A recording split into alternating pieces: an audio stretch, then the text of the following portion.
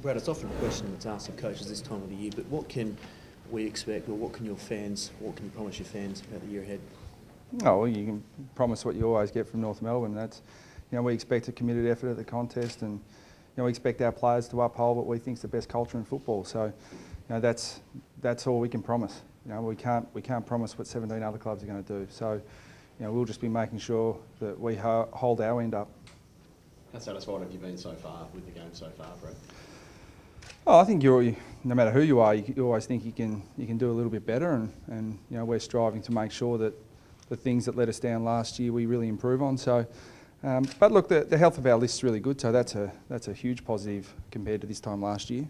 And as usual, there's healthy competition for spots in the senior side. So we'll be looking to this final week to really have a look at what we think's our best side going into round one, and that'll be purely our focus. Is it a pretty good gauge, Carlton, too? Their final report's going to field a pretty strong side as well. They need to get a few guys on the park as well. Oh yeah, I mean they're touted as being a potential top 4 side for a reason. So when you look through the list of inclusions that'll come in and play on Sunday, they're going to be a formidable opponent. So that's really good for us. And we've had played a younger Western Bulldogs side last week, but played a really committed, strong Sydney side the week before. So that's at least 2 really strong AFL type hit-outs before round 1. Do you feel a bit closer, Brad? I think a couple of weeks ago you were saying there's probably only about 8 in the final 22 that you thought were really settled. Do you feel as though you're closer to finalising that 22 now? Probably a little closer, but I think that where we currently sit as a squad is that we do have our probably seasoned players, 8 or 9 players who stand out, but then we're particularly even after that. So that creates a really competitive environment for spots. So I think we're closer, but we're still not there, and I think we need to find some players who are going to jump up and demand a spot in our best side. It's a pretty strong message you can deliver with them all sitting around there, Brad. Yeah, well, they know that. It's nothing new to them. Brad, a new leadership group, a new captain. Are you comfortable with how it's going, or is it a continual work in progress? Oh, it's an outstanding leadership group. I mean, we put a lot of work into selecting those guys and had a lot of consultation with the players themselves. But really, your leaders tend to pick themselves, and we're really fortunate that Andrew Swallow's we think a ready-made captain, and he's captain for a reason, not because of what we hope he will do in the future, but because of what he's done to this point. Jack Siebel's a really emerging player, and Daniel Wells has got some runs on the board. So when you combine those 3 with the experience of Petrie and Harvey, I think we're really well placed, not only right now with our leadership, but well into the future. You've got some really talented young midfielders. Do you think it's sometimes ignored about how deep your sort of ruck and key position stocks are at the moment?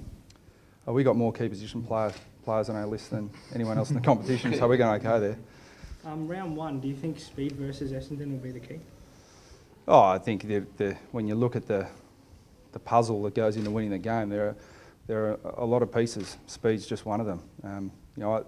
I think you look at Essendon's speed, and they've got some quick players, they've got some good players, but they've probably got the best inside midfielder in the competition in Joe Watson. So, it's whether it's speed, whether it's contested possession, the reality is it's a combination of all those things. Daniel settled in really well last week. What's the plan for him over the next couple of weeks just to get him cherry right for round 1? Yeah, look, we've been really confident in his preparation in terms of running and the strength work he's been doing in the gym. It's just been the progressions into contact, and he approached last week really well. It took probably 5 or 6 minutes to get into the game, which we were cutting a bit of slack there, and then he played the way he usually does. So he should be right to go from now and hitting round 1 in good shape. Brad, has the NEB Cup structure allowed you to prepare as well as you would have liked, or would you like to see something different? No, I think it's been outstanding. I can't fault it, to be honest. You can never please everyone. The AFL have decided to trial the 2 and 2. My only concern about that is it's not really a trial, because it's 2 and 2 for about a quarter and a half.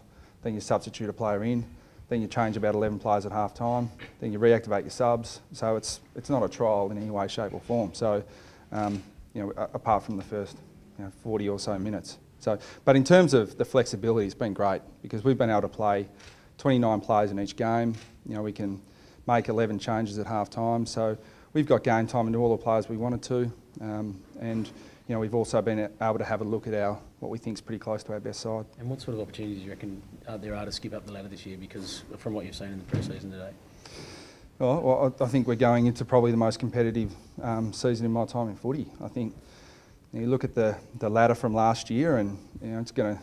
History says it always changes. So one probably goes out if you look through historical records, and then everyone says there's about 6 or 7 who should go in. So mathematically it doesn't make sense, but what it adds up to is a really competitive season, and we hope we're right in that mix. Sam Gibson, where's he at? Oh, he's had a terrific pre-season. His endurance has been a real standout, and his ability to win the ball's been great for us. So now he's a 25-year-old who's had an opportunity previously and is now desperate not to let this opportunity slip. So I've been really impressed with the way he approaches his football. He's really mature. He's a terrific leader, even though he's an inexperienced footballer in terms of games played. But at 25 years of age, he's a ready-made player, so he'll be pushing for selection. Have you been happy with the way that Hamish McIntosh and Todd Goldstein have combined over the NAB Cup? Well, I have to say, they're going okay. They're standing right behind you. I've got no choice, do I? That's right, they're bigger than me.